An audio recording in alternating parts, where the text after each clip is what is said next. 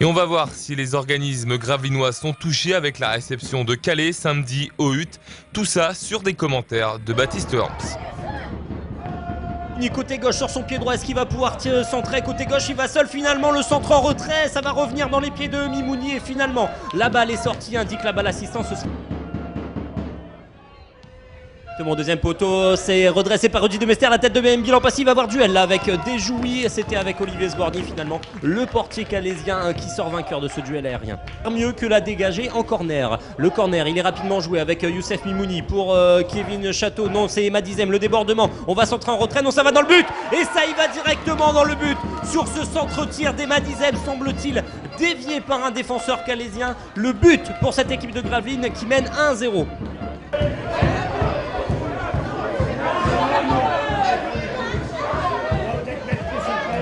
Et Monsieur Land décide qu'on va en rester là puisqu'il n'y a pas eu tant d'arrêts de jeu que ça dans cette première période. Et donc ce score en faveur de l'équipe de l'USG, 1-0 sur l'ouverture. Même était plutôt intéressant en première période, en jouant dans leur dos, en essayant de ne pas trop reculer, en essayant d'y mettre des ingrédients comme la simplicité technique, du jeu vers l'avant et puis surtout de l'engagement.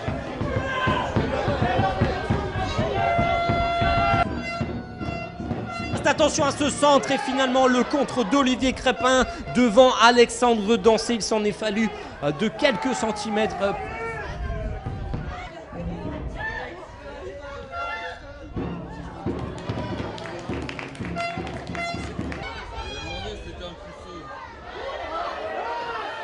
Oui, elle est risquée là avec la reprise de Kevin Chateau finalement, empêché, gêné par le tacle de Romain Desjouis. C'est dit, la frappe finalement, elle s'envole au-dessus des buts d'Olivier Crépin, mais enfin une action calaisienne construite avec à la baguette une nouvelle fois Thomas Manet. Et ça peut être dangereux, d'autant qu'il a récupéré cette balle face à Sylvain Rovulin. C'est dit toujours, il a la balle, il met en retrait pour Alexandre Dancé. Et non, le crochet, la frappe finalement et l'arrêt d'Olivier Crépin en deux temps. C'était pas Cédi, c'était Keita. C'était Cissé. Ici sur ce travail de Thomas Manet, Olivier Crépin qui relâche le ballon et Alexandre Dancé en renard des surfaces qui au départ là et qui n'avait plus qu'à pousser le ballon au fond des filines. Il reste un peu plus d'un quart d'heure à jouer et les compteurs sont remis à 0. Gravelines 1, Calais 1.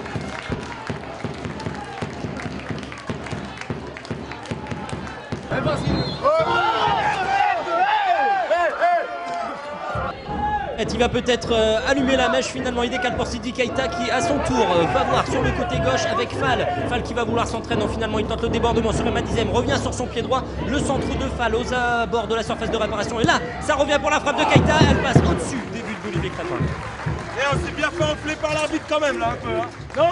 Si, c'est sans nourriture, c'est dégagé dans le camp calaisien et Monsieur Lamb décide d'en finir avec ce dégagement d'Olivier Crépin, donc sur ce score de 1 partout entre Gravelines et Calais, les Gravelinois qui avaient ouvert le score par Madizem en première période et puis il y a une grosse pression calaisienne qui s'est poursuivie et le but, l'égalisation d'Alexandre Dancé sur une faute de main d'Olivier Crépin, 1 partout entre les deux équipes. Je suis pas mécontent d'avoir fait match nul contre Calais aujourd'hui. Voilà. Tu redoutais le manque de fraîcheur du match de mercredi. Après le match de mercredi, tu avais dit ouais, peut-être on aura un petit coup de fatigue, j'ai peur. Effectivement une réponse, j'ai le sentiment que les joueurs m'écoutent, heureusement d'ailleurs, parce que sinon je ne servirais pas à grand chose. Mais au-delà de m'écouter, le problème c'est qu'il y a toujours quelque chose qui cloche. Alors là, bon, je vous dis, je ne vais pas incriminer Olivier Crépin, même s'il est conscient, il me l'a dit, il est conscient qu'il fait perdre 2 points aujourd'hui à l'équipe. Mais au-delà de ça, c'est vrai qu'on ne peut pas se permettre de subir comme on l'a fait pendant 45 minutes contre une équipe de cette qualité-là. Maintenant, le problème, c'est que je pense qu'on avait vraiment, à l'image aussi du match contre cette équipe de mercredi, on n'avait pas le choix. C'est-à-dire qu'à un moment donné, on a reculé parce qu'on était moins fringant physiquement, qu'on était moins capable de la conserver là-haut.